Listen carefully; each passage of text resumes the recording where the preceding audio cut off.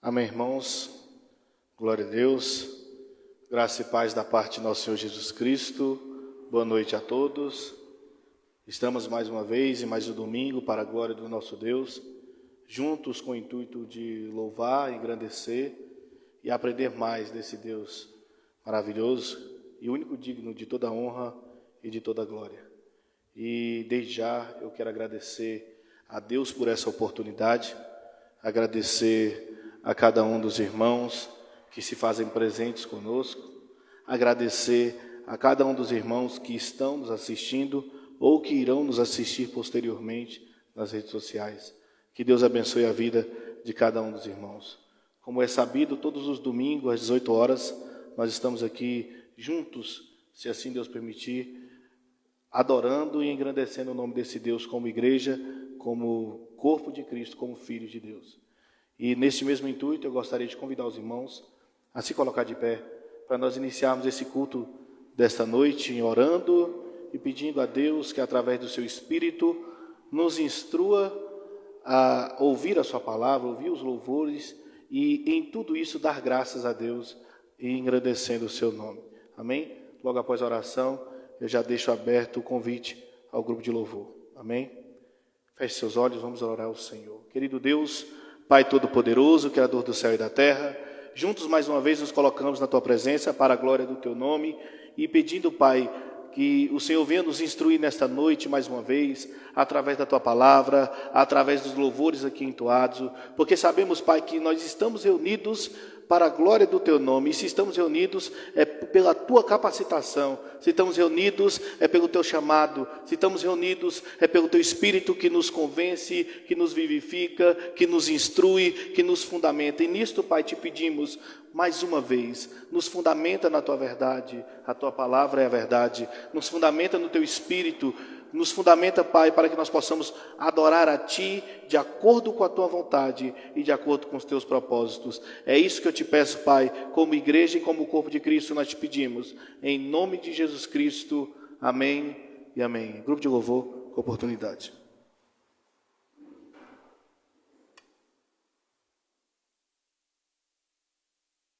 Boa noite, irmãos, graça e paz.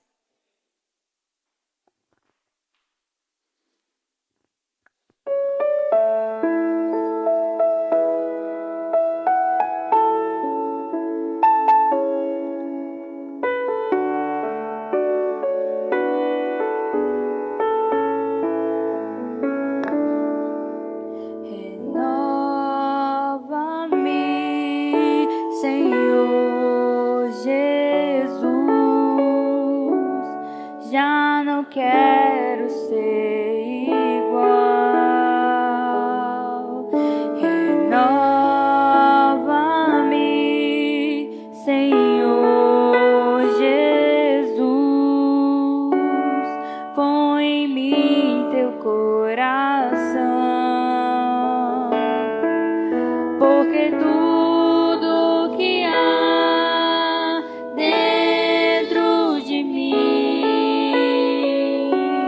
necessita ser mudado, Senhor,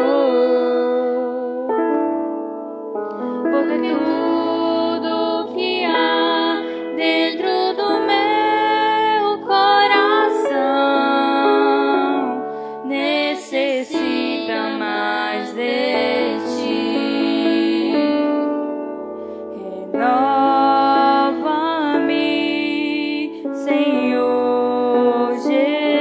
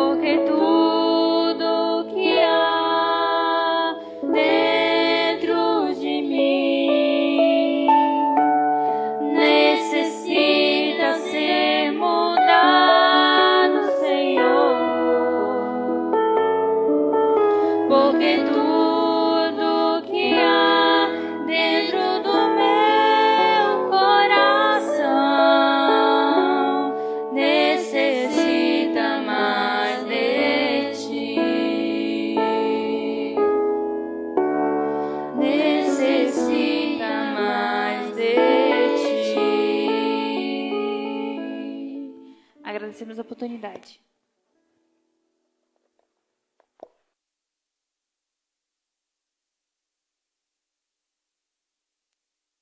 Amém, irmãos. Glória a Deus.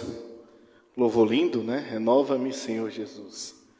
E é realmente sobre isso que nós temos que falar nessa noite.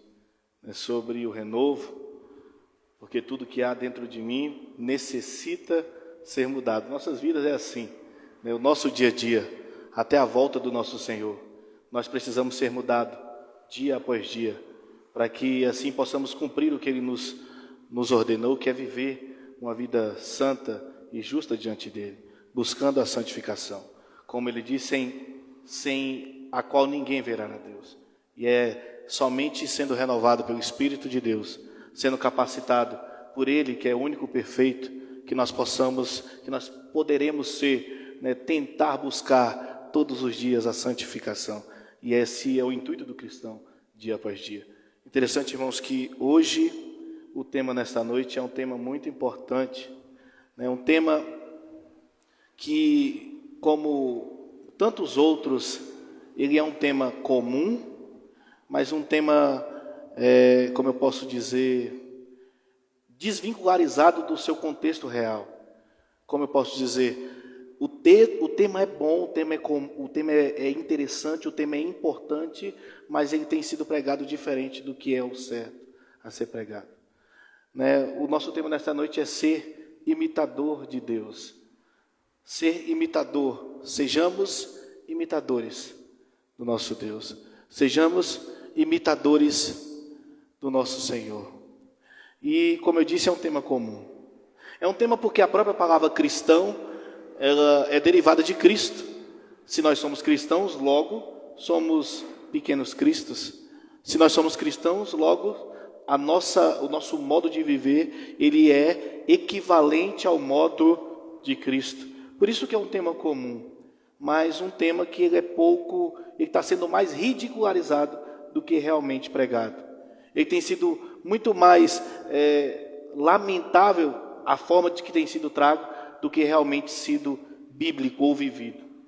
E eu, analisando esse tema que o pastor Marconel, ele trará com muito mais afinco que eu tenho só a incumbência nesta noite de trazer uma pequena reflexão, e realmente será pequena, porque senão eu vou me intrometer na pregação dele, mas é um tema assim que eu fiquei olhando o Velho Testamento, o Novo Testamento, e falando assim, o que eu falo, o que eu trago a respeito de ser imitador de Deus, e tudo que eu me deparei são pessoas, né, que outrora estavam perdidos e com o chamado de Deus eficazmente, tanto no Velho Testamento quanto no Evangelho, ou quanto posterior, no período do Novo Testamento, eles foram chamados eficazmente pelo nosso Senhor, e a partir daquele momento começaram a viver uma vida de santidade, buscando imitar a Deus. E eu analisei e vi a vida de José, a vida de José do Egito, vi a vida, né, de Jó, vi a vida posterior ao Novo Testamento de tantos outros, como os apóstolos mesmo, poderia citar aqui os 12, vi a vida, né, dos discípulos dos apóstolos, vi a vida daqueles que foram chamados para serem diáconos ali no capítulo 7 de Atos, como Estevão, né, um homem também que eu poderia trazer como um daqueles que imitaram a Deus. E eu analisando, eu pensei assim, qual o motivo, o porquê que as pessoas têm, ao invés de serem imitadores de Deus, elas têm deixado de imitar a Deus para imitar o mundo, as coisas que se apegam. Porque o tema é ser imitador de Deus, realmente. E o pastor vai trazer neste contexto, ser imitador de Deus. Mas eu busquei então o porquê que não tem sido imitadores de Deus. E aí eu me deparei com aquela passagem que está bastante conhecida também, que está lá no Evangelho de João, se os irmãos quiserem abrir rapidamente. Evangelho de João, no capítulo 14. Evangelho de João, no capítulo 14, onde estão várias passagens conhecidas, correto?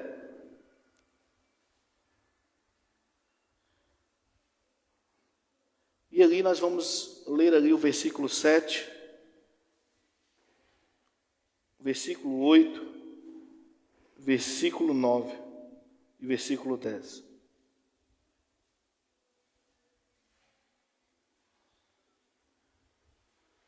Evangelho de João,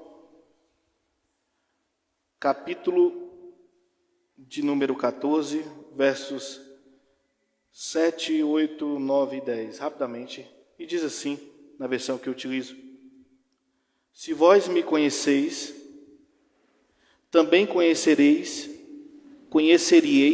ao meu Pai, e desde agora o conheceis e tendes o visto. Disse Filipe: Senhor, mostra-nos o Pai, e isto nos é suficiente. Disse-lhe Jesus: Há tanto tempo que eu estou convosco, e ainda não me conheces, Filipe? Quem tem visto a mim, tem visto ao Pai. E como então tu dizes-me: mostra-me o Pai? Como tu me pergunta, né? Mostra-me o Pai. Não crês tu que estou no Pai e que o Pai está em mim? As palavras que eu vos digo, não as digo de mim mesmo, mas o Pai que permanece em mim é quem faz as obras. Irmãos, é um texto bastante conhecido, não é? O versículo 6 é aquele ao qual nós inspiramos todos os dias. Ele diz: eu sou o caminho, eu sou a verdade e a vida. Nesse capítulo 14, o contexto é simples, nós nunca falamos aqui de um texto sem contexto. E nós sabemos que a carta do apóstolo João, o evangelho, ele é um evangelho muito específico, porque é um evangelho de amor, um evangelho que traz aí a revelação da palavra de Deus, porém totalmente voltado à divindade de Cristo, à sua essência divina, à sua eternidade, ao seu poder. E muitas coisas que tem nessa carta, nesse evangelho, não são citados nos outros que são sinóticos, né? E isso porque ele tem como intuito rebater algumas heresias da época, quando ele escreveu isso aqui. Nós sabemos disso. E nós vimos no capítulo 13, nós sabemos que o capítulo 13 é aquele capítulo que ele dá a notícia que ele iria ser morto, que ele iria ser entregue nas mãos dos homens maus, que são, naquela época, aqueles religiosos que achavam que estavam fazendo a vontade de Deus, mas eles estavam indo totalmente contra a vontade de Deus, logo que estavam seguindo seus corações, as suas tradições, os seus pensamentos. E como Paulo diz, toda a tradição, todo o pensamento e o coração do homem ele é corrompido. Não há ninguém que queira Deus se não for esse Deus mesmo que o chamar para ele. E aí Jesus começa a falar sobre isso. E os discípulos eles começam a ficar atemorizados, porque este Jesus que está com eles ali, que é o próprio Deus, irá morrer. E na mente, nós estamos estudando inclusive isso em Mateus, e na mente humana desses homens, não é concebível o próprio Filho de Deus ser entregue na mão de homens que são inferiores a ele. Mas eles não concebiam do plano eterno de Deus neste primeiro momento. Eles não estavam ainda totalmente entendíveis do plano eterno de Deus. E aí Jesus começa no versículo 14, no capítulo 14, dizendo: não turbe o vosso coração, não se turbe. O que eu falei é real. Credes em Deus, credes também em mim. E ele diz aquela passagem famosa, né? Na casa de meu pai há muitas moradas, porque se não houvesse, eu não o teria dito. Vou preparar um lugar e voltarei e os levarei para mim mesmo, né? Porque aonde eu estiver, vocês estarão também.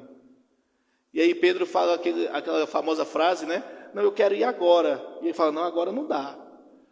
Você não vai agora, mas você vai depois. Lá no finalzinho do capítulo 13, Pedro diz: não, mas eu vou te defender agora, eu morro por ti. E ele diz: rapaz, você morre por mim? Pois antes que o galo cante, você vai me negar 3 vezes. Nós conhecemos toda essa história. Mas o que tudo isso tem a ver com o tema desta noite, que é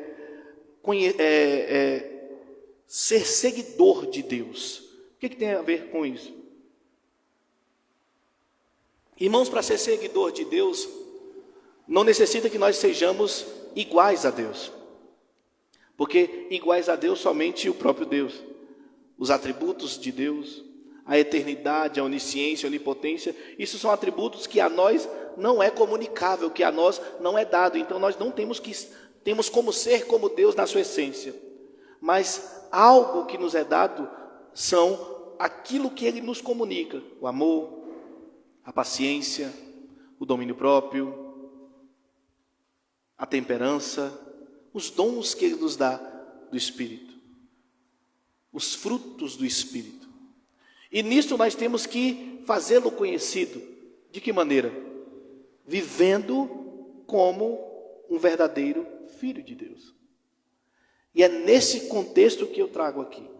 Porque quando Jesus fala, eu sou o caminho, a verdade e a vida, neste mesmo texto, né, ninguém vai ao Pai senão por mim, ele completa dizendo, porque se vocês me conhecem, vocês conhecem o Pai. Logo, se vocês me veem, vocês veem o Pai. E Filipe faz uma afirmação que é muito comum hoje. Eu estou trazendo isso porque é muito comum hoje. Filipe vira para Cristo e diz, nos mostre o Pai, e tudo isso já é suficiente.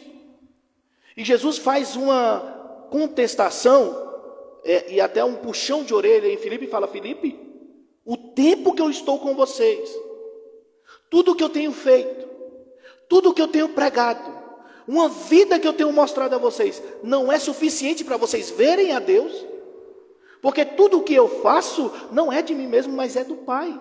Se eu sou um com Ele, logo vocês teriam que ver o Pai em mim. Este é o principal erro das pessoas não imitarem a Deus. E qual é, pastor Rafael? Não conhecê-lo. Não verem a Deus. E este é um grande erro, irmãos, da grande maioria, daquilo que se chama hoje de igreja. De várias placas, de várias denominações, de vários locais, aonde se dizem cristãos, aonde se reúne dioturnamente, quer seja finais de semana, quer seja 3 vezes na semana, pessoas que vivem no intuito de servir a Deus, de ser cristão, de fazer Deus conhecido.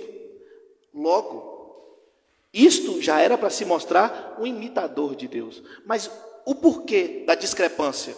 Veja comigo.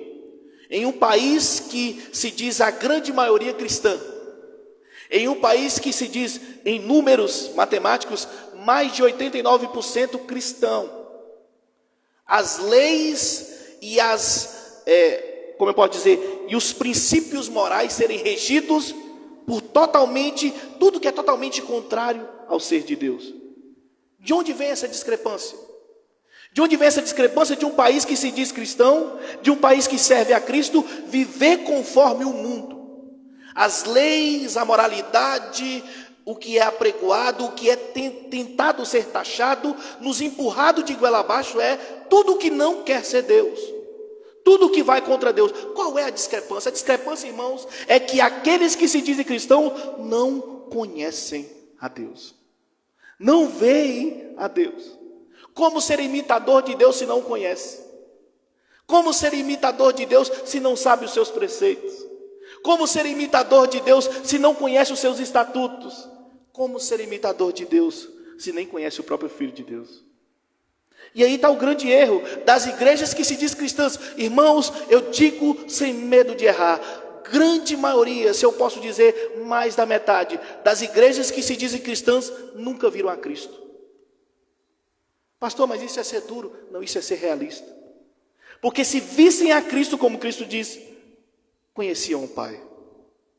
E se vissem a Cristo e conhecessem o Pai, eram imitadores de Cristo. Eram imitadores de Deus. Eram compactuantes da glória de Deus. Em que sentido, pastor? Na vida, no caráter, na moralidade, no dia a dia, nas relações interpessoais, no seu trabalho, na sua escola, com seus filhos, com seus amigos, teria sim um caráter de Deus. Mas por que não tem, pastor? Porque não conhece a Deus. O Cristo que conhece é esse Cristo que é pregado. O Cristo da teologia da barganha. O Cristo da teologia da prosperidade. O Cristo da teologia do Cristo garçom. O Cristo que você é o centro dele. O Deus que fez tudo para você, irmãos, isso tudo é mentira. Isso tudo é heresia. Deus, ele tem um único propósito em si mesmo, que é cumprir a sua vontade perfeita e agradável. O Deus Pai, Deus Filho, Deus Espírito Santo, o único propósito é se satisfazer em si mesmo, no seu propósito eterno. Eu e você estamos nesse plano como agraciados, como privilegiados. Todos aqueles a quem o Pai escolheu, estes são privilegiados de serem salvos de uma punição que merecem. Se eu e você estamos aqui, não é porque eu e você merece, porque eu digo por mim, o que eu mereço é o inferno. Se fosse pelo meu coração, pelas minhas atitudes, pelos meus pensamentos, se não é Cristo me transformando, se não é Cristo tomando as rédeas da minha vida, se não é Cristo mudando a minha mente, se não é Cristo freando os meus pensamentos, se não é Cristo freando as minhas vontades, eu estava agora, como muitos outros, no inferno. Logo, qual é o problema de não serem imitadores de Deus? É justamente essa pergunta que Filipe fez. É porque querem conhecer, ou na realidade, pensam conhecer e não conhecem. Vivem em um ambiente que se diz cristão, mas esses ainda estão piores. O que eu estou dizendo com isso? Irmãos, tem pessoas que não estão no contexto da igreja. Tem pessoas que estão aí, desapercebidos, como diz a parábola das virgens loucas e as sensatas. Tem muitos aí que estão como as virgens loucas, desapercebidos. Mas esses, pelo menos, nós sabemos que estão desapercebidos, que não conheceram e não viram realmente a Cristo. E com certeza muitos desses serão chamados. O problema é quando nós dissemos o contexto da igreja, e aqui eu estou falando da igreja, que muitos estão em um ambiente religioso, em um ambiente que se diz cristão, e estão indo para o inferno. Por quê? Pelo erro, pela falta de comprometimento, e eu posso dizer mais, pela inconsequência de líderes mentirosos, corruptos, que ao invés de levarem o rebanho de Deus ao seu aprisco, estão levando como lobo para o inferno. E eles vão para o inferno e levam os outros consigo para o inferno. Mas no contexto desta noite eu quero dizer para você, meu irmão, que a nossa responsabilidade é ser imitador de Deus. E ser imitador de Deus é uma responsabilidade de cada um de nós, individual, pessoal. Porque nós sempre dizemos, né? Deus, ele não tem neto, ele tem filho. E eu sou responsável por minhas atitudes, pelos meus pensamentos, pelos meus erros. Claro que eu, como pai, tenho uma responsabilidade para com meus filhos, da mesma forma que os pais aqui têm. Mas você tem que lembrar que o cristão, ele tem uma responsabilidade inerente a si, que é o quê? Ser imitador de Deus, ser imitador de Cristo. Porque se ele não é imitador de Deus e de Cristo, por que carrega o nome de cristão? É aqui que eu quero trazer para os irmãos. Se ser imitador de Cristo, ser imitador de Deus, significa o quê? O que significa para você ser imitador de Deus? O que significa para você ser imitador de Cristo? Ser cristão é só um título? Ser cristão é só uma religiosidade? É só ir aos cultos domingo? É só ouvir a palavra de Deus? Ah não, todo dia que eu entro no meu carro, eu ponho louvor. Eu não ponho mais nada, eu ponho louvor. É isso que é ser cristão?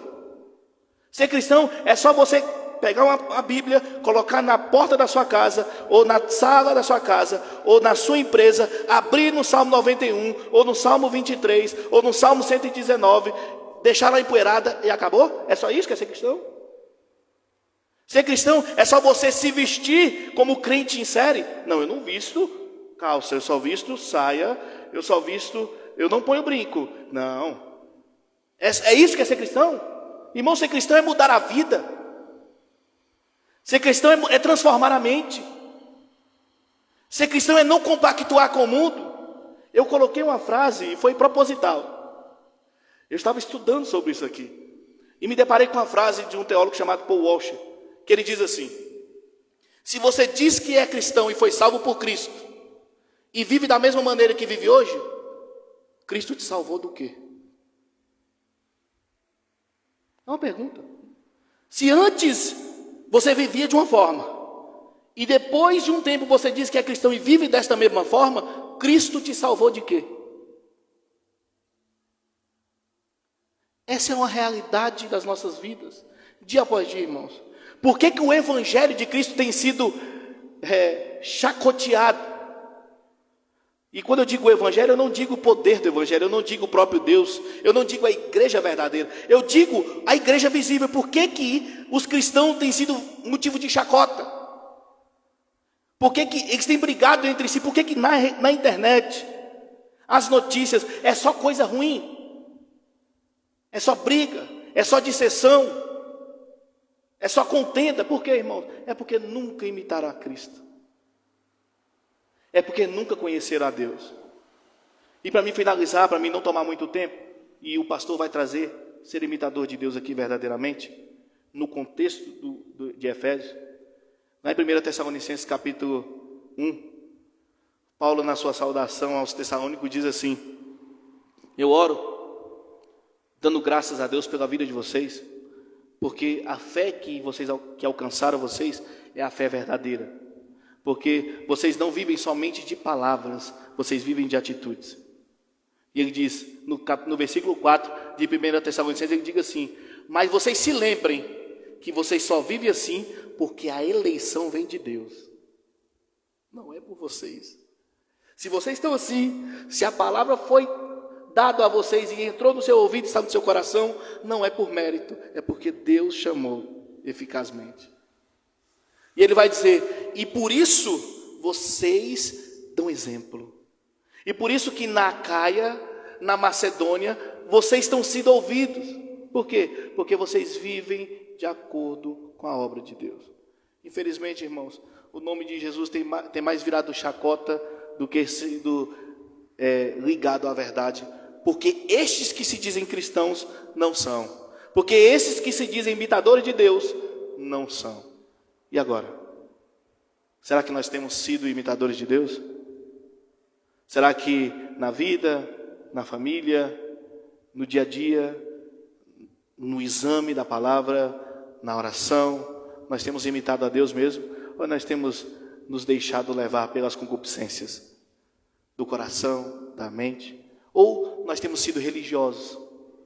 Ou nós só temos cumprido uma tabela, vou para a igreja, não faço isso, não faço aquilo, ponto final. Irmão, ser imitador de Deus, ser imitador de Cristo, é muito além de somente práticas naturais, mas é uma mudança de vida, na mente e no coração. Amém? Que Deus abençoe as nossas vidas. Eu sou grato pela oportunidade. Gostaria de convidar o grupo de louvor, mais uma vez, para estar louvando ao nosso Deus. E logo após, eu gostaria de convidar o pastor Júnior para estar orando pelo preleitor dessa noite, que é o pastor Marco Anel. Amém? Deus abençoe a todos. Muito obrigado. Saúdo a igreja com a graça e a paz do Senhor. Amém?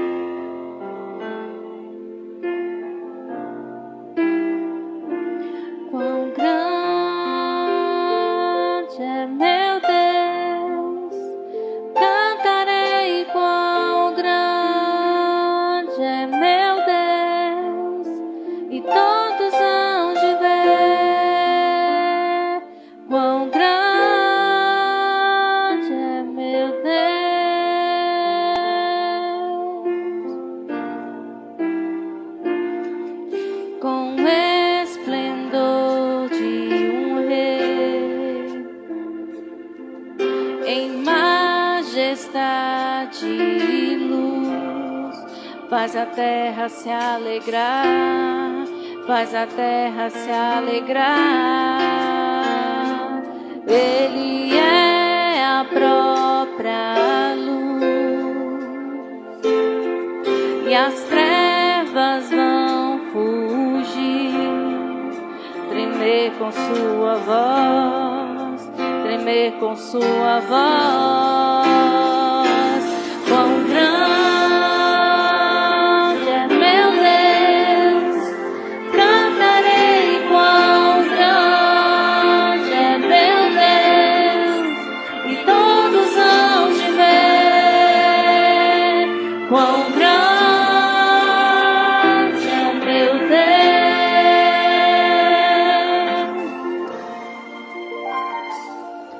Por gerações ele é, e o tempo está em tuas mãos, o começo e o fim, o começo e o fim. Três se formam em um só, Filho, Espírito e Pai, Cordeiro e Leão, Cordeiro e Leão. Quão grande é meu Deus, cantarei quão grande é meu Deus, e todos hão de ver quão grande é meu Deus.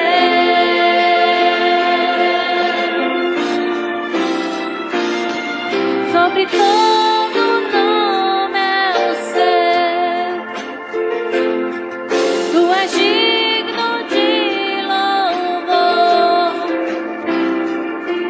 Eu cantarei quão grande é meu Deus, quão grande é meu Deus, cantarei quão grande é meu Deus, e todos hão de ver quão grande é meu Deus,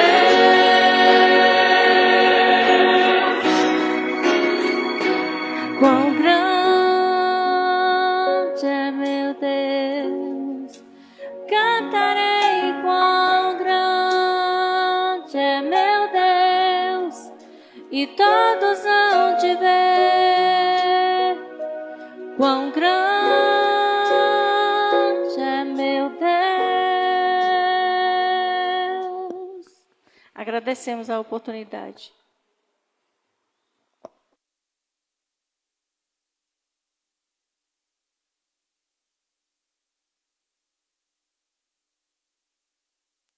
Amém, irmãos? Boa noite. Vamos ficar de pé para que a gente possa estar orando, para que o Senhor venha falar conosco, abrir nosso coração nessa noite. Pai Santo e Eterno Deus, obrigado, Pai, por mais uma vez estarmos aqui na Tua casa. Nós pedimos que o Senhor venha, através do Teu Espírito Santo, venha abrir nosso entendimento, nos dando compreensão da Tua palavra, Senhor Deus. Que o Senhor venha usar a instrumentalidade do Teu servo, o pastor Marconel, para que venha falar conosco, Senhor Deus. Que o Senhor venha, Senhor Deus, trazer toda a compreensão da Tua palavra, Senhor Deus. Que o Senhor venha para tirar as escamas dos nossos olhos, para que possamos declarar que quão grande Tu és em nossas vidas, Senhor Deus. E nós declaramos, Pai, que estamos aqui para a glória do Teu nome. O Senhor nos chamou, nos separou para um propósito que é Te adorar, Senhor Deus. Fala conosco, Pai. É o que Te pedimos em nome do Senhor Jesus. Amém.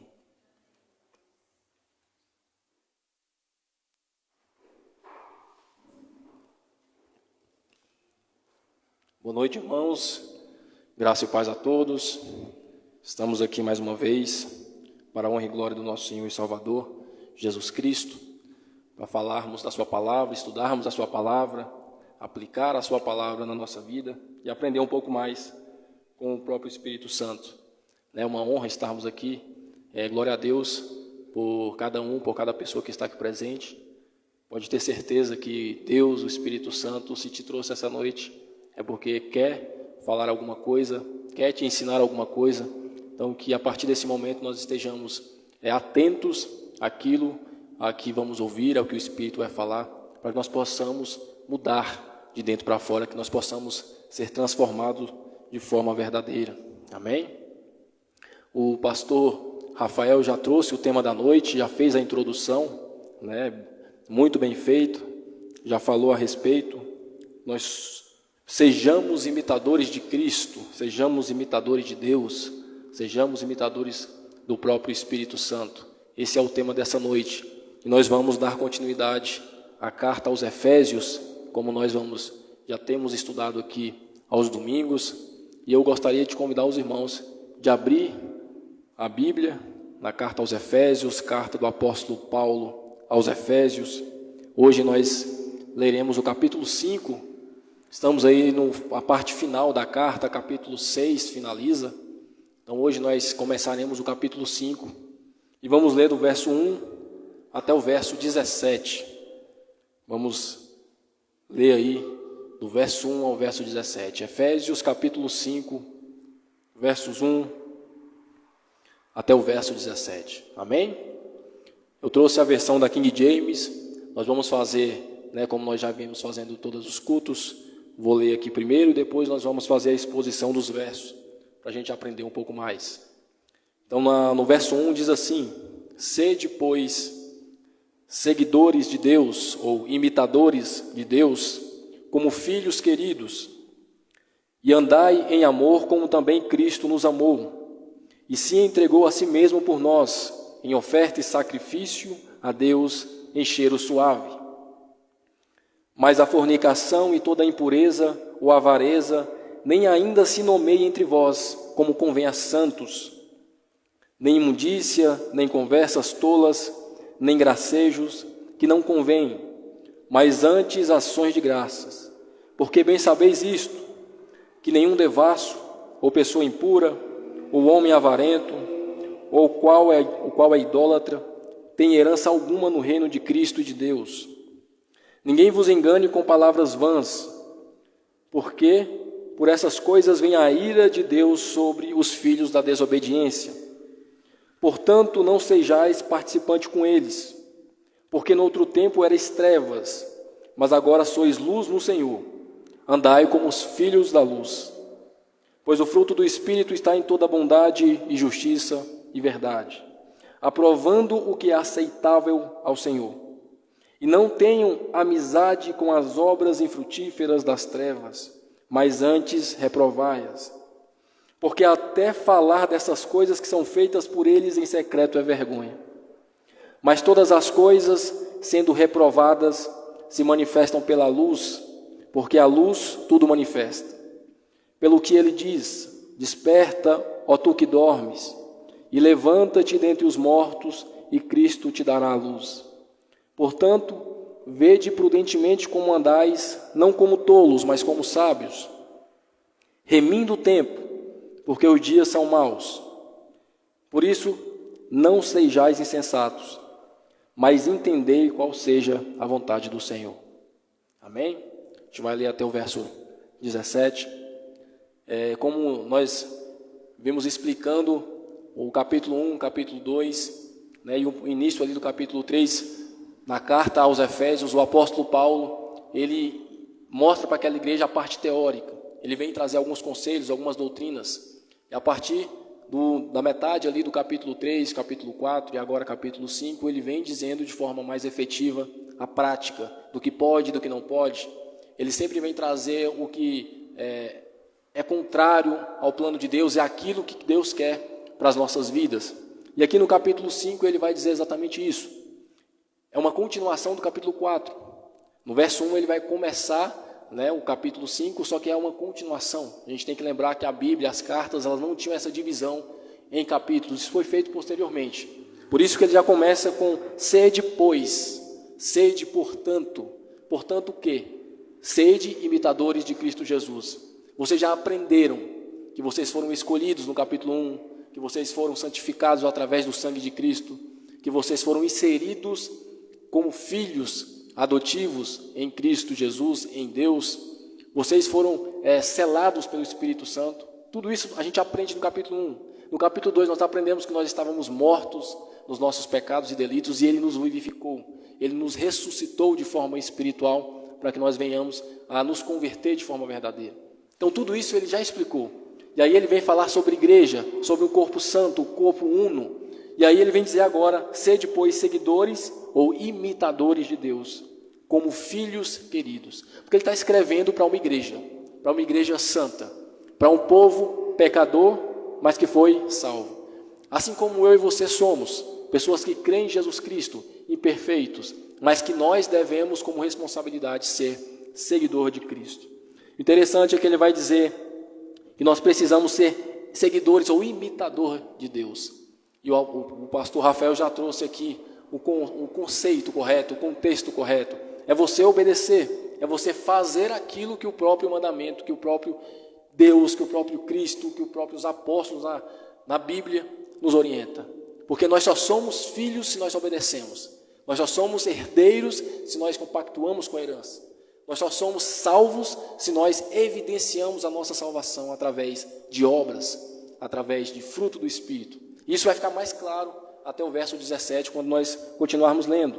E este é um chamado ao quê? É um chamado à santificação. É um chamado à santidade. Ser imitador de Deus é ser separado. É você ser separado do mundo. E aqui a separação não é você viver numa bolha. É você ser separado do pecado. É você ser separado das trevas para você viver no mundo com a luz de Cristo. Para você viver no mundo de acordo com o seu chamado, de acordo com a vocação que Ele te deu. Ser imitador de Cristo é você ser separado, é você ser destacado entre todos aqueles que estão em trevas. O conceito de imitar a Deus destaca exatamente a santificação, a perseverança, a você, mesmo no mundo caído, fazer a vontade de Deus.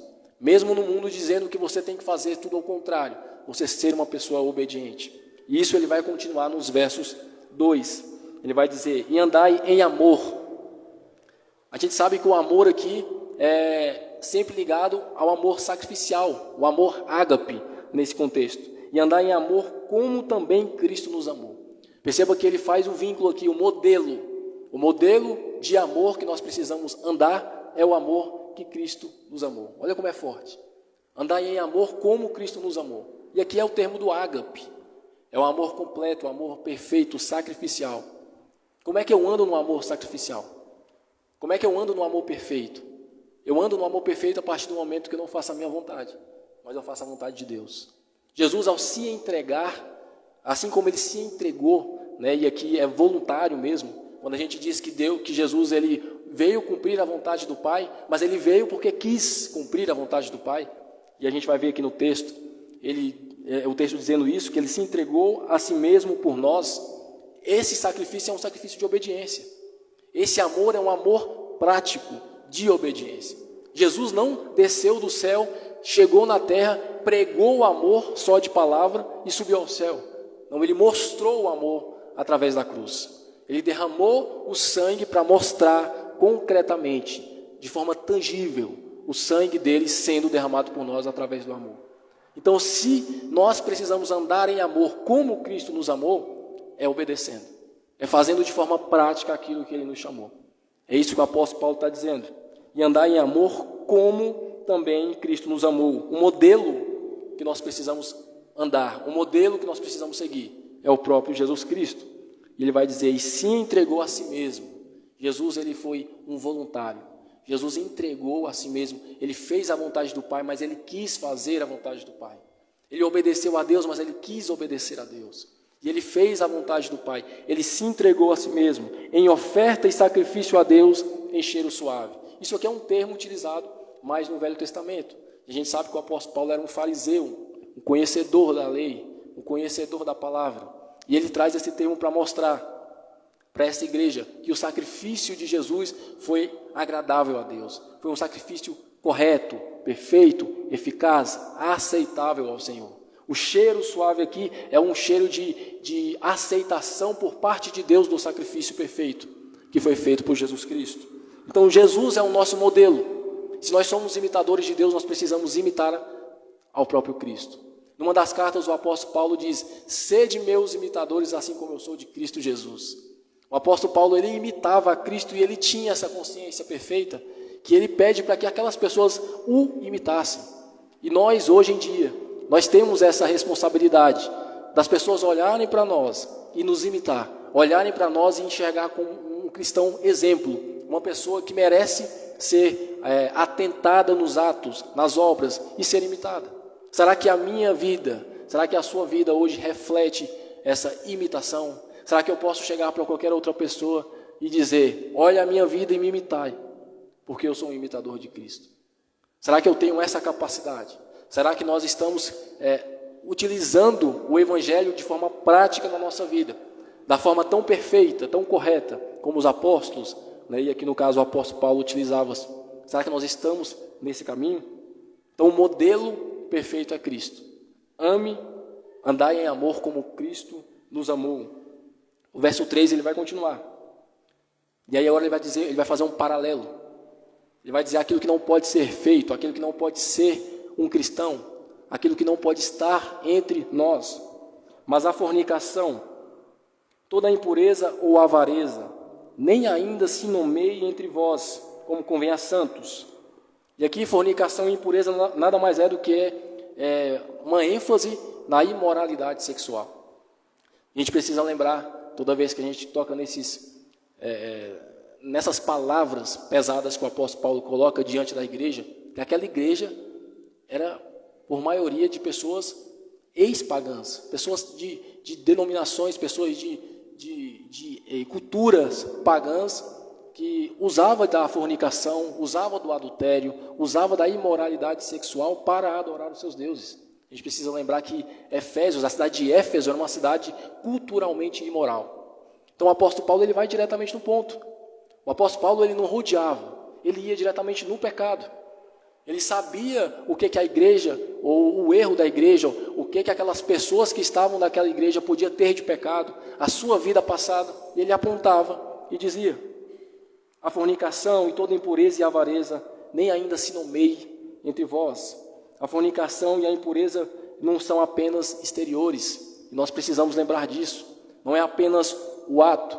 Os pecados que nós vemos ser cometidos, os pecados que são praticáveis, que a gente consegue enxergar, eles não começam aqui, eles começam dentro, né? A gente sabe que lá em Provérbios, capítulo 4, no verso 23, vai dizer para a gente guardar o nosso coração, pois do coração que procede a fonte da vida, é do coração que procede todas as coisas. E aqui o apóstolo Paulo está dizendo de pecados práticos, pecados que a gente conseguiria ver, mas a forma interna desse pecado é importante a gente avaliar, porque ele não começa de fora, ele não começa do exterior, ele começa do interior, né? A impureza não está restrita às ações físicas aqui. A avareza, a fornicação, que ele diz que ainda não se nomeie, nem se nomeie entre vós, isso aqui não é somente físico, isso aqui também é dentro do coração. É necessário a gente mortificar as nossas obras da carne através do Espírito, como vai dizer em Romanos, lá no capítulo 8, que o pastor vai trazer.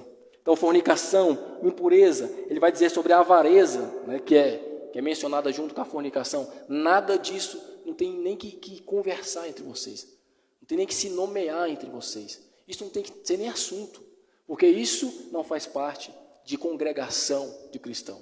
Isso não faz parte de uma denominação de igreja. Isso não faz parte de um povo que foi separado para imitar a Deus. E é isso que ele vai dizer. A Bíblia nos mostra a importância da gente buscar sempre, primeiro, as coisas de Deus, para depois, né, e todas aquelas coisas que Ele nos promete, nos serão acrescentadas. Então a avareza, ela começa do coração, com a falta de um contentamento em Cristo, com uma falta de um convencimento do Espírito Santo de que você precisa, primeiro, buscar as coisas de Deus. Então é muito preocupante quando já se demonstra a avareza, já se demonstra a impureza, já se demonstra a fornicação, a imoralidade. Porque se já se demonstra é porque o seu coração já foi corrompido. Se já foi praticado, se está sendo praticado, é porque de alguma forma no seu interior isso já foi corrompido. E ele vai continuar no verso 4. Ainda nomeando alguns pecados. Nem imundícia, nem conversas tolas, nem gracejos que não convêm, mas antes ações de graças. E aqui eu trouxe essas palavras porque são palavras que parecem tudo a mesma coisa, né? Imundície, além da imundícia, a gente pode pegar aqui impureza. Se a gente olhar impureza e imundícia, se a gente não olhar no grego, a gente não consegue ver a diferença. A gente acha que o apóstolo Paulo está falando aqui da mesma coisa, mas a imundícia não, ela já se refere a coisas impuras, indecentes, não ligado à moralidade sexual. Então, tudo aquilo que é impuro, tudo aquilo que é indecente, tudo aquilo que é sujo, tudo aquilo que não tem boa fama, isso faz parte da imundícia. Então, ele vai dizer, nem imundícia, nem conversas tolas. E aqui, conversas tolas não é você fazer gracinha. Não, conversas tolas aqui é você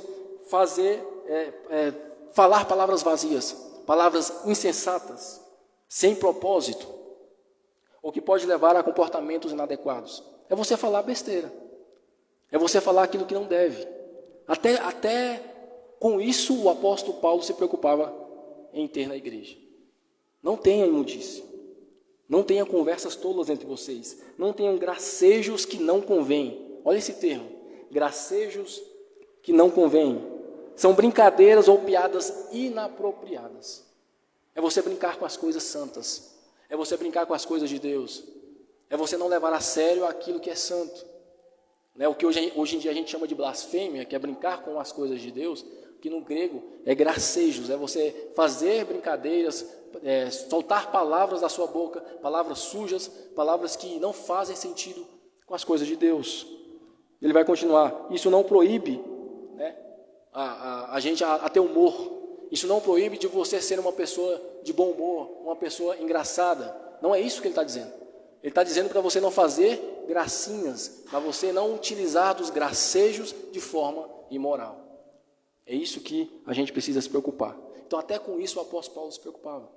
Porque, como eu disse, ele está pregando, ele está escrevendo a uma igreja que veio de um contexto pagão, que veio de um contexto totalmente deturpado. Nós, aqui no Brasil, eu falo por mim, a maioria vem de contexto da igreja católica, outros de algumas igrejas sinergistas, outros de algum tipo de religião, mas não chega a ser tão pagão como naquela época. Não chega a ser tão pagão como em Éfeso, como na igreja de Colossos, como em Tessalonicenses, em Tessalônica, porque eles viviam em um mundo totalmente alheio a Deus. Eles viviam num mundo totalmente fora da palavra de Deus. E hoje, querendo ou não, há resquícios em algumas religiões sobre a moral de Deus. Por mais que não se utiliza da moral correta, da verdade santa da palavra, há resquícios. Então é freado essa impureza, é freada essa forma pagã de adorar. Só que aqui não. Aqui até os mínimos detalhes teriam que ser ditos. Até os mínimos detalhes precisavam ser explicados àquele povo. Porque era realmente uma conversão radical. A gente vai ver mais para frente que ele vai dizer, vocês eram trevas, mas agora é luz. Totalmente contrário. Não havia resquício de luz em vocês, agora vocês não podem ter resquício de trevas. É uma mudança totalmente completa. Ele vai continuar falando sobre ações de graças, né? Ele vai dizer, mais antes com ações de graças. E ações de graças aqui é em contraste, né, contradizendo tudo que ele já falou. As práticas negativas mencionadas aí, Paulo incentiva ações de graça. Incentiva a prática da oração. E aqui ações de graças ela vai englobar tudo. Oração, comunhão, você fazer o que é correto, você fazer o que é bom. Tudo aquilo que você não pode fazer de fornicação, de imundície, de gracejo, converta isso em ações de graça. Deixe de fazer aquilo e comece a fazer isso. Pare de ser assim e comece a viver desta forma. Porque é assim que vive um imitador de Deus. É assim que vive um verdadeiro seguidor de Deus. No verso 5 ele vai continuar. Porque bem sabeis isto, que nenhum devasso, ou pessoa impura, ou homem avarento, o qual é idólatra, tem herança alguma no reino de Cristo e de Deus. Aqui ele cita alguns tipos de pessoas: devasso, pessoa impura, homem avarento, idolatria. Nenhuma dessas pessoas tem parte no reino de Deus. Por quê? Porque um convertido de verdade, ele não vai viver dessa forma. Porque uma pessoa que foi transformada pelo Espírito, ele não vai viver dessa forma.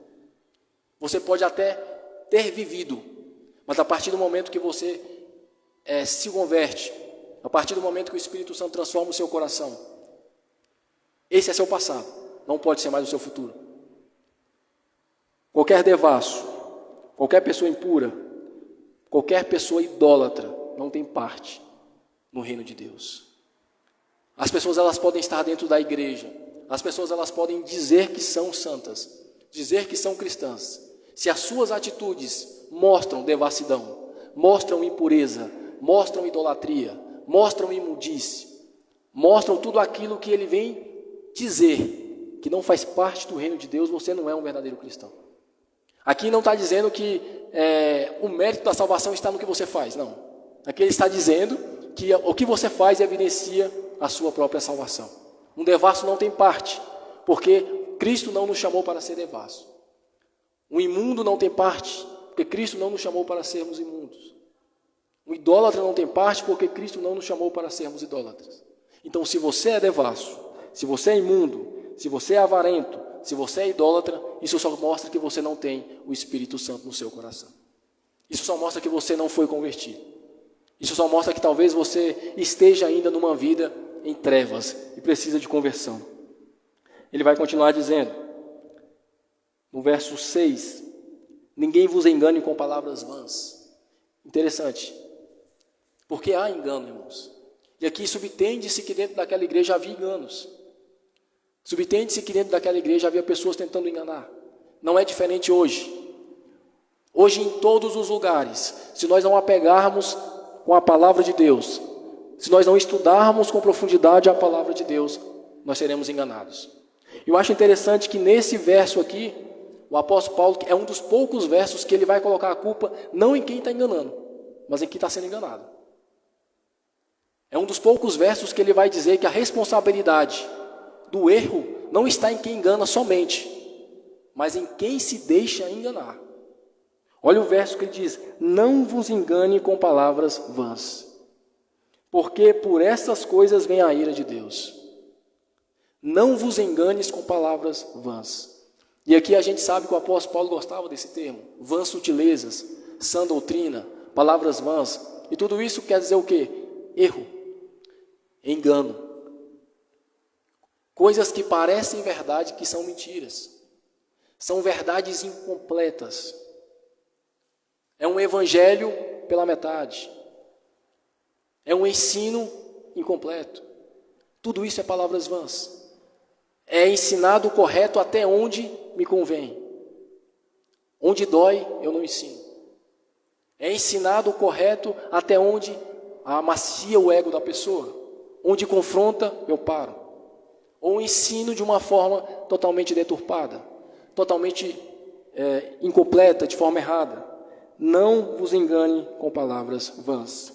Aqui existe a necessidade de discernimento espiritual, para a gente não ser enganado. Eu acho interessante porque o discernimento espiritual, que é implícito nesse verso, não é um discernimento espiritual de dom, do dom que o Espírito Santo nos dá. É um discernimento de conhecimento. É um discernimento que você e eu precisamos ter, no mínimo, como cristão, para não cair no erro. Saber quem eu sirvo, saber de onde eu vim, para onde eu vou, o que eu preciso fazer, o que é o correto, o que pode, o que não pode.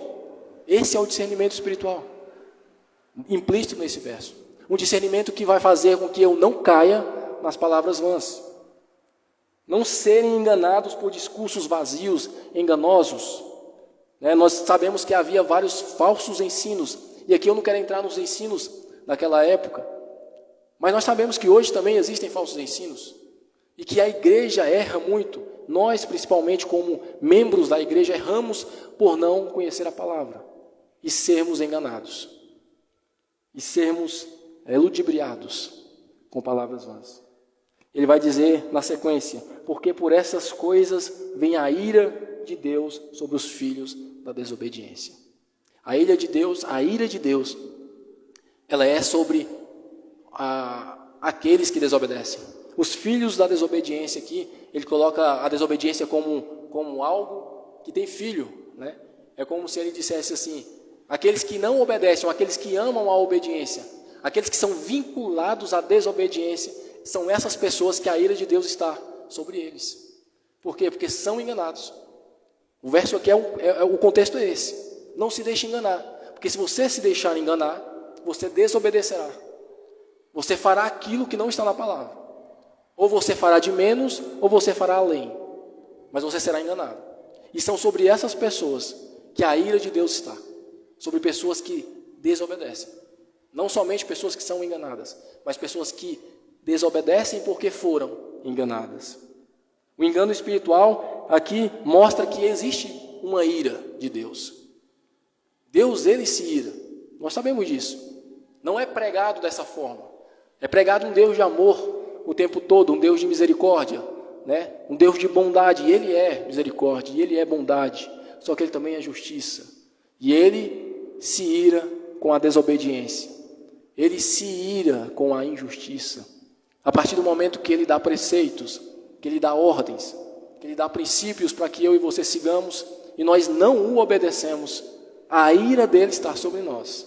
E nós precisamos ser obedientes. O amor que eu e você precisamos demonstrar para com Deus é a obediência.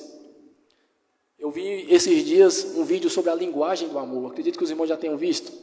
Os casais falam muito sobre isso. A linguagem do amor. O homem a maioria dos homens tem a linguagem do amor de serviço. A dar à mulher palavras de afirmação. Tem presentes, tem isso. São as 5 linguagens do amor que está sendo muito dito hoje em dia. E Deus tem uma linguagem de amor. Só que ele tem só uma linguagem do amor.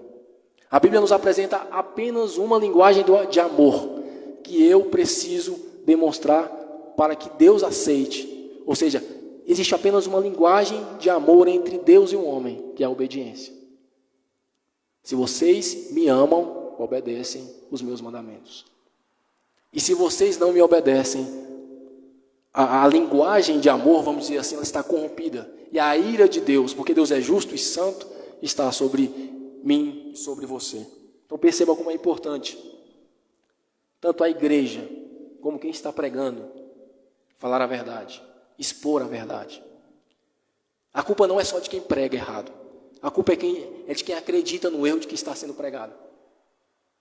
A culpa não é só de quem está te enganando. Não é só o lobo que vai ser julgado no dia do juízo final. Mas também é a ovelha que se deixou ser enganada pelo lobo. Porque hoje em dia nós temos a responsabilidade de examinar a palavra. A responsabilidade de examinar as Escrituras. Para saber se é assim mesmo que está escrito. Como está em Atos dos Apóstolos. Quando o apóstolo Paulo ia pregar ao povo de Bereia, os bereanos olharam para Paulo e disseram: nós vamos para casa e vamos analisar o que você está dizendo. Sábado que vem nós voltaremos aqui e vamos ver se o que você está dizendo é verdade. Nós precisamos ser como o povo de Bereia. Precisamos ser pessoas analíticas, pessoas que analisem se aquilo que está sendo pregado evidencia aquilo que está sendo ensinado na Bíblia. Isso é uma responsabilidade de todos, não só do pastor, mas principalmente da igreja. Por isso que ele diz: ninguém vos engane com palavras vãs. Porque por essas coisas vem a ira de Deus sobre os filhos da desobediência. Ele vai continuar no verso 7. Portanto, não sejais participantes com eles.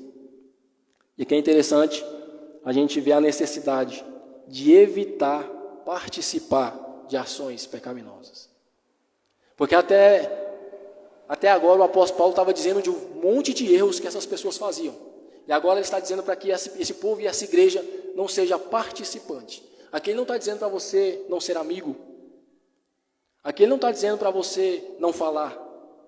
Aqui ele não está dizendo para você viver numa redoma, você sair do mundo. Ele está dizendo para você não participar com eles nas obras. Não serem como pessoas imundas. Não serem avarentos. Não serem idólatras. Isso vai ficar mais claro nos próximos versos. Mas é isso que ele está dizendo. Não sejais participantes com eles. Não tem como eu e você viver no mundo santo, irmãos. Não tem como eu e você sair desse mundo. Nós só sairemos desse mundo quando Cristo voltar. Quando Ele vier nos buscar. É preciso, é necessário eu conviver com todo tipo de gente. No trabalho, na faculdade, em qualquer tipo de ambiente. E não são essas pessoas que vão me contaminar. O que a Bíblia está dizendo é que eu não preciso e eu não posso ser participante com ele. Sou eu que preciso me blindar. Mas o ser blindado aqui não é evitar, é não comungar, é não sentar à mesa, é não fazer as coisas que são feitas. É isso que ele está dizendo. A participação em práticas pecaminosas não apenas desagrada a Deus, mas também comprova que você não é um convertido. Se você se deixa influenciar, é porque aquilo que está em você é menor do que aquilo que está no mundo. E a Bíblia diz o contrário. A Bíblia diz que aquilo que está em mim é maior do que aquele que está no mundo. Se você se deixa contaminar, se você se deixa influenciar, é porque não existe um Espírito Santo te convencendo. O espírito do exterior, o espírito do anticristo, o espírito que hoje habita no mundo, ele é mais forte do que você. Então você não deve, não pode ser participante dessas coisas. Perceba, eu vou repetir. Não estou dizendo para você ser uma pessoa separada do mundo. Estou dizendo para você ser uma pessoa separada das más obras do mundo. Não estou dizendo para você ser uma pessoa separada de convivência com as pessoas. Estou dizendo para você ser uma pessoa separada de conviver com as obras dessas pessoas. É diferente. O texto vai continuar no verso 8. Porque no outro tempo erais trevas, mas agora vocês são luz no Senhor. Andai como filhos da luz. Perceba agora que ele está falando para a igreja. No passado vocês eram trevas. E quem aqui não era? Quem aqui nasceu na luz? Quem aqui nunca pecou? Ou quem nunca aqui não peca? Quem aqui nunca creu em algo errado? É isso que ele está dizendo. Ele não está perguntando se algum de vocês viveram nas trevas. Não, no passado vocês eram trevas. Porque todos nós nascemos precisando de uma salvação. Todos nós nascemos na escuridão. Não importa se você é filho de pastor, não importa se você desde pequeno está na igreja. Enquanto você não se converte de verdade, você está em trevas. Enquanto você não é transformado pelo Espírito Santo, você está em trevas. A partir do momento que há uma conversão, é que você vai para a luz. Então, no passado, todos nós éramos trevas. No contexto da igreja, ele está falando para um povo predominantemente ex-pagão. Predominantemente ex-gentil, que agora todos fazem parte de uma só igreja. Porque no outro tempo eram trevas, mas agora no presente. E esse presente tem que dar sequência, tem que ser santificação, tem que ser perseverança. Vocês são luz no Senhor. Vocês não são luz sozinhos. A luz não sai de vocês. A luz não sai do interior somente porque vocês se converteram.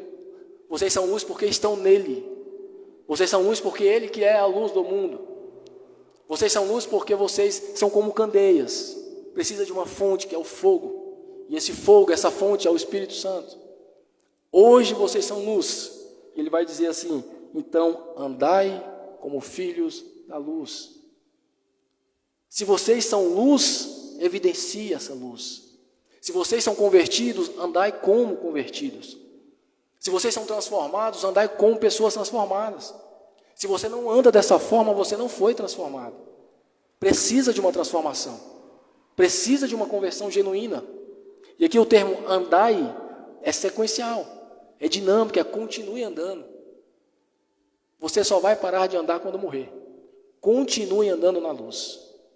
Andai como filhos da luz. Verso 9 vai continuar. Pois o fruto do Espírito está em toda bondade e justiça e verdade. Verso 10, aprovando o que é aceitável ao Senhor. Perceba que interessante, ele vai dizer assim, pois o fruto, né? E aqui a gente já tem falado sobre isso. A Bíblia, quando cita o fruto, ele cita no singular, né? E é interessante, é como se existisse um fruto só, com várias camadas, né? Eu até uma vez trouxe um exemplo aqui de uma mexerica. É uma fruta que você se divide em várias partes. E a Bíblia traz esse conceito de fruto. É algo grande do Espírito Santo que se divide em várias partes. Aqui o apóstolo Paulo vai citar 3. A gente sabe que tem vários outros em Gálatas. Mas aqui ele vai citar 3 porque está dentro do contexto. Ele vai dizer: pois o fruto do Espírito está em bondade, em justiça e em verdade, aprovando o que é aceitável ao Senhor. Bondade, disposição benevolente, uma atitude generosa em relação aos outros. Não é só você fazer o bem, é você intrinsecamente querer fazer o bem. é você ficar feliz em fazer o bem. Não é somente você doar, não é somente você ser caridoso, não é somente você piedoso, é você fazer com a intenção correta. É você fazer com o coração cheio de graça, cheio de alegria. É o seu interior pulsar por fazer o bem. Esse é o fruto da bondade. No grego, justiça, viver de acordo com os padrões de Deus, não de acordo com os padrões do homem. Porque existem dois tipos de justiça. Existe a justiça de Deus e existe a justiça do mundo. Quando a justiça de Deus e a justiça do mundo se casam, falam a mesma coisa, eu preciso obedecer às duas. Quando a justiça de Deus e a justiça do mundo estão em contradição, eu preciso obedecer à justiça de Deus. Porque o fruto do Espírito, chamado justiça, ele vem de Deus, ele vem do Espírito, disposição em obediência à justiça do próprio Deus. Por que eu digo isso? Porque nós não estamos num contexto ainda de desobedecer à justiça do homem, mas nós entraremos nesse contexto. Mais cedo ou mais tarde nós entraremos em um contexto onde eu não posso desobedecer à justiça do homem, onde se eu desobedecer à justiça do homem, eu terei consequências. Quer um exemplo? A justiça do homem hoje, na maioria dos países, é legalização do aborto. É uma justiça dada à mãe. Para a mãe é justa. Eles dizem, para a mãe é justo escolher se o corpo é dela. Ela pode escolher se o filho vive ou não. Essa é a justiça do mundo hoje. E para os países serem justos, e quando eu falo justo, eu estou falando de justiça, realmente tem que estar legislado sobre isso, precisa obedecer a esse tipo de ensino. Porém, a Bíblia é totalmente contra. A gente sabe que a Bíblia fala do nascimento, da concepção. A Bíblia fala do ser humano ser gerado ainda informe, né, em Jeremias vai dizer. Então, se eu estou em contradição entre duas justiças, o fruto do Espírito que está no meu coração, o fruto do Espírito vai me convencer a fazer a vontade do Pai, a fazer a vontade de Deus. Então, igrejas que pregam legalização de aborto, igrejas que pregam a união homoafetiva, a homossexualidade, igreja que prega qualquer outro tipo de erro ou de justiça humana hoje implantada no mundo, é uma igreja que não tem o fruto do Espírito, porque está obedecendo ao fruto ou à justiça do homem e não à justiça de Deus. Então a justiça aqui é obedecer exatamente os padrões de Deus. O termo no grego significa viver de acordo com os padrões estabelecidos por Deus. Não viver de acordo com os padrões estabelecidos por governador, por presidente, pelo seu pai, pela sua família. Isso é importante a gente entender. A justiça de Deus, ela precisa estar em primeiro lugar. E a verdade, um outro fruto que aparece. Essa verdade vai além da honestidade. Não é só você ser honesto. É uma verdade que é fundamentada na palavra de Deus. Porque existe só uma verdade. E essa verdade está no verbo que se fez carne. Ele não é a palavra que se fez carne, o verbo que se fez carne. Ele mesmo diz, eu sou o caminho, a verdade e a vida. O fruto do Espírito verdade, ele vai fazer com que eu esteja ligado a Cristo, obedecendo aos seus mandamentos, obedecendo aquilo que ele realmente tem pedido como princípio, como mandamento para nós. E ele vai continuar dizendo, aprovando o que é aceitável ao Senhor. Irmão, todo imitador de Deus, ele aprova e desaprova.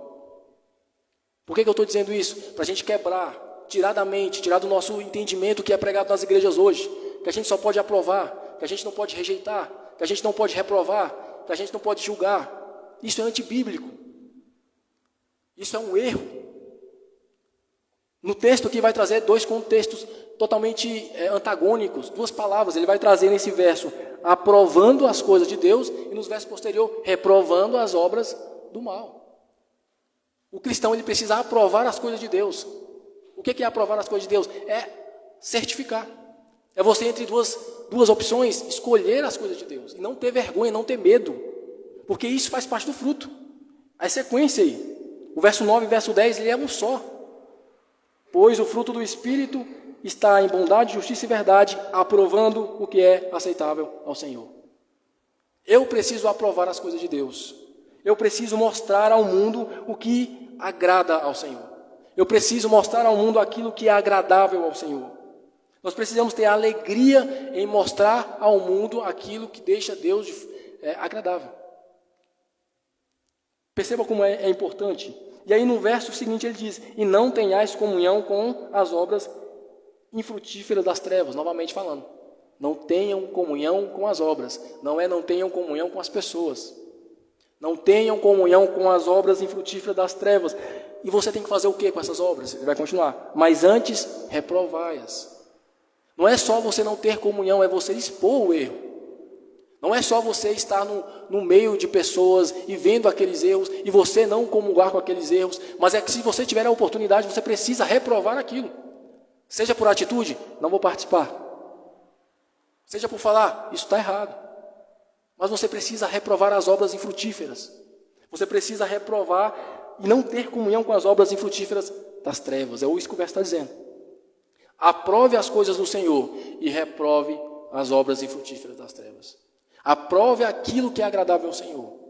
Porque é isso que é uma consequência do fruto. E reprove tudo aquilo que faz com que você erre, com que seu irmão caia. Tudo aquilo que está ligado às trevas. Tudo aquilo que está ligado às obras das trevas. Perceba. Aqui Paulo adverte que nós, além de não participarmos e de nós apoiarmos as coisas de Deus, nós precisamos reprovar. Nós precisamos dizer, isso não pode ser feito. Nós precisamos julgar. A Bíblia diz que nós precisamos julgar segundo o reto juízo. Julgar segundo a palavra de Deus, ela que é o nosso juízo. Ela que é a nossa medição. Nós precisamos reprovar. Essas obras estão erradas, irmão. Isso não pode ser feito. Isso aqui não é do agrado do Senhor. Esse é o papel do cristão. Os crentes não devem se conformar com o mundo, né? Está lá em Romanos: não vos conformeis com o mundo, mas renovai a vossa mente. Renove a vossa mente. Nós temos a responsabilidade de repreender as obras das trevas, mas a gente precisa fazer com amor e com verdade. Mostrando a verdade de Deus e tendo compaixão por aquela alma. Perceba que o verso está dizendo: não tenhais comunhão com as obras. Não tenham comunhão com as pessoas. Você pode ter amigos, você pode ter pessoas conhecidas, mas não compactue com os erros dessas pessoas. Antes, reprove essas obras. Antes, seja alguém que confronte, seja alguém que fale do erro. Porque o Evangelho, ele nasce dessa forma. Você só vai a Cristo se você vê um pecado. Você só vai à cruz se você entender que você é um pecador. Porque se você não entende que você é um pecador, para que um Salvador? Se você não entende que você é uma pessoa totalmente pecaminosa, para que ir a Cristo? Então a função de você reprovar essas obras não é você chegar nessa pessoa somente e dizer que ela está errada. É uma função de acordar. É uma função de trazer a Cristo, de fazer ela entender que existe uma necessidade espiritual de salvação, que existe um Cristo que salva, que existe um Salvador na cruz, que o sangue dele é suficiente para salvar a sua vida. E você só vai entender isso quando alguém expor o seu pecado, que seja a pessoa, que seja o próprio Deus, através do Espírito. Mas quando você enxerga o seu pecado, é que você consegue enxergar que necessita de um Salvador. Ele destaca que essa reprovação deve ser feita com uma atitude amorosa. Precisa buscar a restauração e a reconciliação. Não é uma reprovação para dizer que você sabe mais. Não é uma reprovação para dizer que você é mais intelectual, que você entende mais da palavra, que você é mais santo. Não. É uma reprovação de compaixão por aquela alma. De saber que aquela pessoa, que aquele ente querido, que aquele amigo, ele precisa acordar. Ele precisa entender que necessita de salvação. Ele vai continuar o verso 12 e 13. Mas porque até falar dessas coisas que são feitas por eles em secreto é vergonha. Aqui o apóstolo Paulo não diz que coisas são essas, mas devia ser coisas muito feias, porque ele diz que até falar dessas coisas é vergonhoso. E ele vai continuar: mas todas as coisas, sendo reprovadas, se manifestam pela luz, porque a luz tudo manifesta. Então, existe a necessidade de reprovação. Paulo está abordando aqui prática pecaminosa, que não somente é feito de forma prática, vista, mas escondida também. E a palavra vergonha, nesse verso aí, vai destacar a natureza destrutiva e pecaminosa dessas ações. É vergonhoso, não só para a igreja, é vergonhoso para quem está de fora. Imagina você sendo cristão, ser pego numa obra ou num pecado pecaminoso, um pecado de trevas. Imagina a vergonha que é para os de fora. Como o pastor disse, imagina como o evangelho ele chega a ser banalizado. Né? Quantas pessoas a gente vai ver hoje na internet fazendo coisas que não estão na Bíblia, e a gente vai olhar os comentários, chega a ser vergonhoso. Eu fico envergonhado hoje de me considerar um evangélico, porque o evangélico hoje é sinônimo de chacota, é sinônimo de bagunça, de burbúria, ou de qualquer outra coisa. Perceba como os erros, sejam eles físicos, sejam eles espirituais, eles fazem com que seja vergonha, eles fazem com que o evangelho de Deus, o evangelho de Cristo seja envergonhado. Não em sua essência, porque o evangelho, como o pastor trouxe, ele é o poder de Deus, mas porque as pessoas enxergam dessa forma. Ele vai dizer, todas as coisas sendo reprovadas se manifestam pela luz, porque a luz tudo manifesta. E aí Paulo vai contrastar a escuridão das práticas pecaminosas com a luz. A luz representa a verdade de Deus, representa o próprio Cristo, representa o Evangelho, representa a conversão, representa a restauração, representa a transformação. E tudo é transformado através da luz. É isso que ele está dizendo.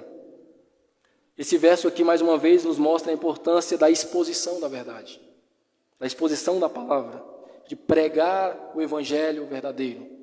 Porque tudo é manifestado através da luz, através da palavra. Se eu falo que isso é pecado através da palavra de Deus, se você peca, é manifestado em você que você está em pecado. E a partir desse momento você tem consciência que está em trevas e precisa vir para a luz. Por isso que ele diz, porque a luz tudo manifesta. O verso seguinte, 14, ele vai dizer, pelo que ele diz, desperta, ó tu que dormes, e levanta-te dentre os mortos, e Cristo te dará a luz. Eu acho interessante porque esse pequeno verso aqui, o apóstolo Paulo, ele tira de um hino cristão do primeiro século. Não está no Velho Testamento, não está nas cartas, não está nos livros apócrifos. É um verso de um hino que a igreja cantava no primeiro século. E ele tira, desperta, ó tu que dormes. Aqui é urgência, acorda. Saiam das trevas, vejam a luz, veja que Cristo está te chamando, é isso que ele está dizendo. Desperta, ó tu que dormes, e levanta-te dentre os mortos. Olha a comparação que ele faz. Levanta-te dentre os mortos com o capítulo 2, que ele diz que nós estávamos mortos nos nossos pecados, nossos delitos, e ele nos vivificou, e ele nos despertou, ele nos fez ser ressurretos espiritualmente. O apóstolo Paulo está fazendo um link. Desperta e levanta-te dentre os mortos, e Cristo te dará a luz. Cristo te dará o Espírito. Cristo te dará a salvação. É isso que ele está dizendo. É necessário se despertar do sono espiritual, da letargia, daquilo que a gente acha que estamos, né, numa vida correta, fazendo o que é certo, fazendo o que é correto, mas não há uma transformação verdadeira. Não há uma transformação de mente e de espírito. A gente acha que é cristão, mas compactua com as obras do mundo. A gente acha que é cristão, mas concorda com aborto, concorda com homossexualismo, concorda com drogas. Que cristão é esse? Que trevas e luz é essa que está andando juntas? Que contradição é essa entre a palavra de Deus e você se dizendo ser de Deus, fazendo aquilo que a palavra de Deus condena? Acorda. Levanta-te dentre os mortos, porque nós somos todos mortos até que Cristo nos vivifica. O verso 15, 16 e 17, para finalizar, ele vai dizer, portanto, vede prudentemente como andais, não como tolos, mas como sábios, remindo o tempo, porque os dias são maus. Por isso não sejais insensatos, mas entendei qual seja a vontade do Senhor. Primeiro, vede prudentemente como andais, não como tolos, mas como sábios. Aqui o apóstolo Paulo está nos sugerindo andar com sabedoria. Vede prudentemente. O apóstolo Paulo está nos trazendo a necessidade de avaliar cuidadosamente as escolhas que nós fazemos, os comportamentos que nós temos, as atitudes que nós tomamos, de acordo com a palavra de Deus. Vede prudentemente como andais. Analise como está sendo a sua conduta de vida. Analise como está sendo a sua vida. Não só de forma espiritual, mas principalmente de forma prática. Analise o seu coração. Isso quer dizer, vede prudentemente, com sabedoria. Ele diz, não como tolos, mas como sábios. Não como insensatos, mas com sabedoria. Faça um discernimento da sua vida. Avalie as suas ações.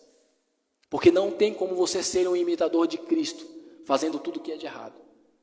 Não tem como você ser um imitador de Cristo, ser um cristão verdadeiro, se você anda de forma insensata, se você anda nas trevas. O versículo 16, remindo o tempo, porque os dias são maus. E o termo remir significa resgatar o resto do tempo que você tem. Ou a mesma coisa de aproveitar ao máximo aquilo que falta. Por quê? Porque vocês estavam em trevas, só que agora não. Só que você e eu não sabemos o tempo que nós temos. Remindo o tempo, porque os dias são maus. Falta um pedaço de vida para você. Falta um pedaço de vida, de hoje até a sua morte. Eu e você não sabemos. Pode ser anos, pode ser dias, pode ser horas. Mas o que ele está dizendo, resgate esse tempo. Vocês eram trevas, agora são luz. Resgate esse tempo que falta, porque os dias são maus. Resgate esse tempo que falta, porque os dias que vocês vão ver são dias maus.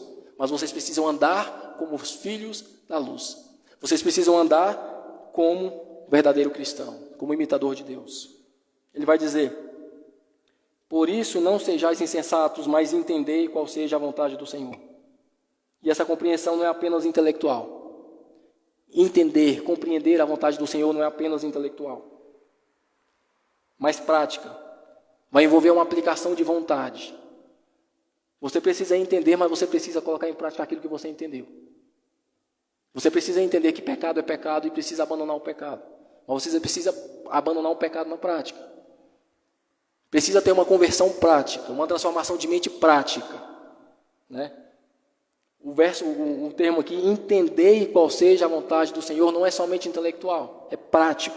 Porque nós precisamos andar como Ele estipula, andar na luz, como Ele estipula.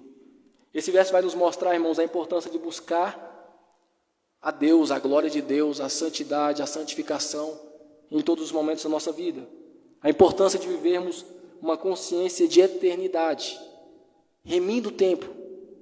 Tudo que ficou para trás é passado, é trevas. Pegue esse tempo a partir desse momento. Mude de vida, porque você tem uma eternidade. Talvez você tenha pouco tempo aqui, mas nós teremos uma eternidade pela frente com o nosso Salvador. Para nós finalizarmos aqui aplicações rápidas que esse texto nos traz. Primeiro, os versos 1 e 2 vai nos chamar a santificação, imitar a Deus. Precisamos ser imitadores do nosso Senhor Salvador Jesus Cristo, imitador de Deus. O verso 3 vai nos chamar a santidade para uma pureza integral. Não só uma pureza prática, mas de dentro para fora, do nosso coração. Nós precisamos guardar o nosso coração de tudo aquilo que é errado, de tudo aquilo que é pecado. O verso 4, o apóstolo Paulo está enfatizando um estilo de vida que seja condizente com a vida em Cristo. Não tem como você dizer que é cristão e não viver como. Não tem como você dizer que é cristão e não obedecer. Ou você é ou você não é. As suas atitudes mostram se você é cristão ou não. As suas atitudes mostram se você tem fé ou não. As suas obras mostram se você é salvo ou não. Não existem meio termos aqui. Ou é ou não é.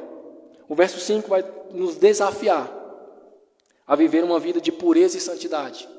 Viver uma vida de santidade, de separação do pecado. A ênfase aqui não é apenas na abstinência de certos hábitos, não é você deixar de viver com as pessoas, não é você deixar de conviver com certo tipo de gente, não. A ênfase aqui é você ter pureza mesmo vivendo com essas pessoas. É você estar em Cristo Jesus com o Espírito Santo mesmo no meio de pessoas, no meio da bagunça, no meio da baderna, no meio de pecadores, porque você foi um desses e você foi alcançado. Então hoje viva como uma pessoa separada para ser um imitador de Deus e que as pessoas possam ver você imitando a Deus e imitá-lo também. No verso 6 é um chamado de vigilância espiritual. Se a gente for olhar, discernimento, de obediência. Nós precisamos obedecer a Deus. Como eu disse, a linguagem de amor de Deus é obediência. Se você não obedece, você não ama. Você pode falar, você pode cantar, você pode louvar, você pode ser caridoso, você pode ser piedoso. Se você não obedece, você não ama. Essa é a linguagem de amor de Deus. No verso 7 vai trazer a importância da obediência à palavra de Deus, e não só a Deus. A obediência àquilo que está escrito, a exposição correta, a não cairmos no erro. O verso 9, o verso 8 nos chama a transformação, a santidade. Vai dizer que nós precisamos andar como os filhos da luz, né? E não apenas uma obrigação moral, mas uma obrigação espiritual. O versos 9 e 10 vai nos chamar a ter uma vida autêntica, transformada pelo Espírito Santo. Eu e você precisamos ter uma vida transformada interiormente pelo Espírito Santo. Senão aquilo que eu fizer vai estar mostrando aquilo que eu sou. E se eu sou uma pessoa convertida, eu vou ter frutos do Espírito. Se eu sou uma pessoa não convertida, eu não terei frutos do Espírito. O verso 11 vai nos desafiar a viver uma vida de luz em Cristo. Andai na luz de Cristo, não andai em trevas. Os versos 12 e 13 vai nos lembrar da importância de vivermos de acordo com aquilo que está estipulado na palavra de Deus. Para nós não cairmos nos erros, para nós não escolhermos as nossas próprias vontades, mas acima de tudo aquilo que Deus estipula para mim e para você, porque Ele sabe o que é melhor.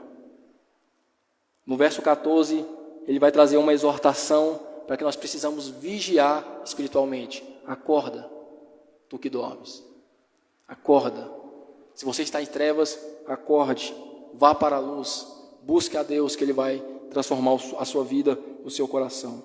E os versos 15, 16 e 17, que é o final, vai nos convocar a viver com sabedoria, a não sermos insensatos, a vivermos de forma prudentes, andando em Cristo Jesus, perseverando, tendo santificação, tendo santidade, sermos separados do pecado todos os dias. É isso que esses versos trazem nessa primeira parte do capítulo 5 em Efésios. Então que Deus possa abrir a nossa mente, abrir o nosso coração, possa plantar essa palavra no nosso coração, para que a gente possa ouvir e praticar, para que a gente possa ser verdadeiros cristãos, andar nele, andar na luz do Senhor. Amém? Eu agradeço a oportunidade, convido o grupo de louvor.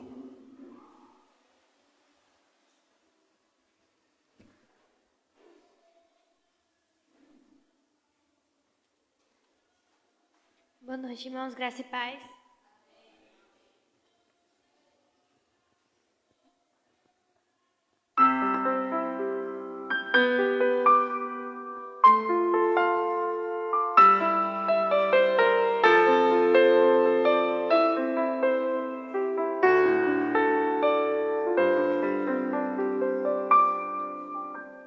Amigo, ouça agora nesse hino o que eu vou dizer.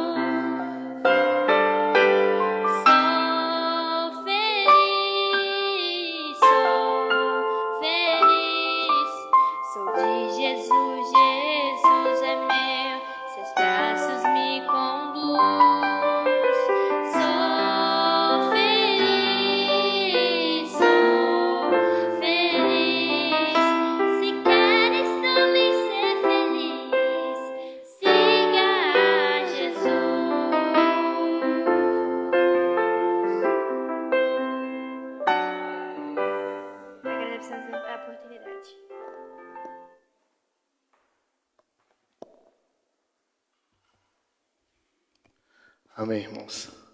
Se querem também ser felizes, siga a Jesus. Essa é a verdade, né? Ser imitador é isto, seguir. Como ele diz lá em Mateus capítulo 16, aquele que quiser vir após mim, primeiro negue a si mesmo. Toma a tua cruz e siga-me. Essa é uma realidade, irmãos. E o pastor trouxe aqui com muita propriedade, muito afinco. E a pergunta que não quer calar: temos sido imitadores ou não? Será que nós temos tido atitudes que nos revelam como cristão, como imagem verdadeira de Cristo? Ou nós temos negociado com o mundo alguns valores, coisas simples, para não perder a amizade? Será? Essa é uma pergunta que tem que ficar nos nossos corações. Quando Paulo diz lá em 1 Coríntios capítulo 11, sede meus imitadores como eu sou de Cristo, como o pastor trouxe aqui, ele já está falando para Coríntios: olha para mim e me siga, porque eu tenho certeza de que o que eu faço reflete Cristo. Quantos de nós temos a propriedade para falar isso hoje? Isso é uma pergunta que eu faço não só para vocês, como para mim também, para nós analisarmos. Isso aqui é para a gente sair daqui analisando. Se eu e você tem capacidade de olhar para... Eu vou aceitar algo próximo. Se eu tenho coragem de virar para o meu filho e falar: olhe para mim e me siga, porque eu verdadeiramente reflito a Cristo. Será que dá para fazer? Será que dá para fazer? Com um irmão, com uma pessoa... Eu vou trazer próximo, para não ficar tão difícil. Será que tem capacidade de você fazer isso? Olha, me olhe e me siga, porque eu tenho certeza absoluta que tudo que eu faço reflete a Cristo. Que Deus nos abençoe, que nos capacite dia após dia, que o Espírito Santo possa estar realmente selado em nós, nos capacitando, nos fortificando, nos instruindo, principalmente nos freando, nos limitando, como diz o texto lá, nos pôr no cabresto mesmo, para nos fazer verdadeiramente servos de Cristo. E dia após dia, como o pastor trouxe aqui, que nós possamos andar dia após dia, nos transformando, acordar dos mortos realmente. Que Deus abençoe a vida de cada um dos irmãos. Eu sou grato a Deus pela oportunidade, pela vida de cada um dos irmãos que estão aqui, nossa irmã que está aqui hoje conosco, nos prestigiando. Mais uma vez, que Deus abençoe. Seja sempre bem-vinda, irmã. Sempre que quiser estar conosco, é um prazer tê-lo conosco. Amém? Aos que nos acompanham pela internet, que Deus abençoe também a vida de cada um dos irmãos. Lembrar rapidamente que todo domingo, às 18 horas, assim Deus permitindo, nós estamos aqui com o intuito que é o mesmo: engrandecer o nome do Senhor através de louvor e através da sua palavra, sendo verdadeiramente servos de Deus e chamados como filhos. Este é o nosso intuito. E todas as quintas-feiras, às 20 horas, Deus permitindo, nós estamos aqui também estudando o Novo Testamento. Nós estamos aí no Evangelho de Jesus Cristo, conforme o relato de Mateus. Amém? E estamos aí dando sequência, estamos no capítulo 17. Tem sido muito proveitoso para todos nós, podermos crescer no conhecimento do Evangelho, da Palavra de Deus, e podermos aqui juntos, tirar nossas dúvidas, nos aconselharmos, congregar, como diz a palavra, ser igreja verdadeira de Cristo Jesus. Amém? Então sintam-se convidados. Quinta às 20 horas, domingo às 18 horas. A todos os irmãos que não conhecem a igreja fisicamente, nós estamos aqui na quadra 10, lote 15, no setor oeste do Gama. Estamos aqui ao lado do centro de imagem do Gama. Não é difícil, é muito fácil. E a igreja, o Caminho, comunidade cristã, ela está sempre de portas abertas para receber todos aqueles quanto querem adorar ao nosso Deus. Amém? Sem demora, se coloque de pé. Vamos finalizar o nosso culto de hoje com uma oração. Agradecendo, por mais esse domingo. Se tem uma forma boa, perfeita e agradável de iniciar um domingo, de iniciar uma semana, como o domingo é o primeiro dia, congregando como irmão, ouvindo a palavra de Deus, louvando ao Senhor. E nesse intuito, feche seus olhos. Vamos nos desvincular de tudo aquilo que nos possa fazer desaperceber. E vamos orar ao Senhor, pedindo que este mesmo Deus que se revelou a nós através da sua palavra, através dos seus louvores, nos fortifique durante a semana. Senhor Deus, Pai Todo-Poderoso, só podemos te agradecer, meu Pai. Só podemos te agradecer por quão misericordioso, bondoso e maravilhoso tem sido conosco.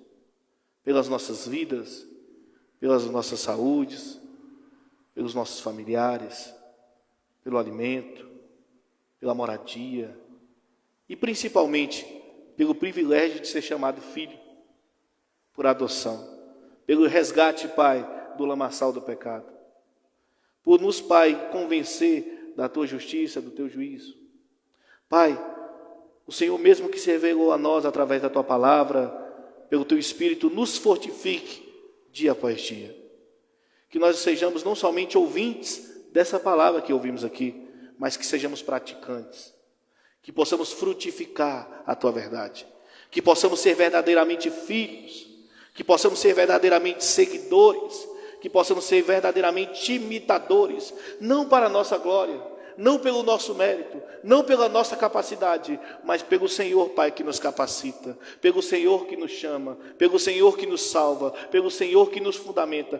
Pai, sê conosco nos nossos atos, nos nossos pensamentos, nas nossas conversas, nos nossos diálogos, nas nossas relações interpessoais. Sê conosco, Pai, que nós possamos ser reflexo de Ti.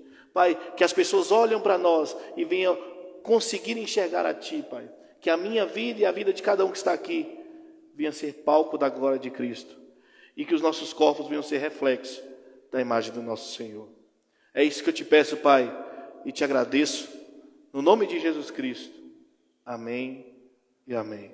Que Deus abençoe a todos. Está finalizado o culto no nome de Jesus.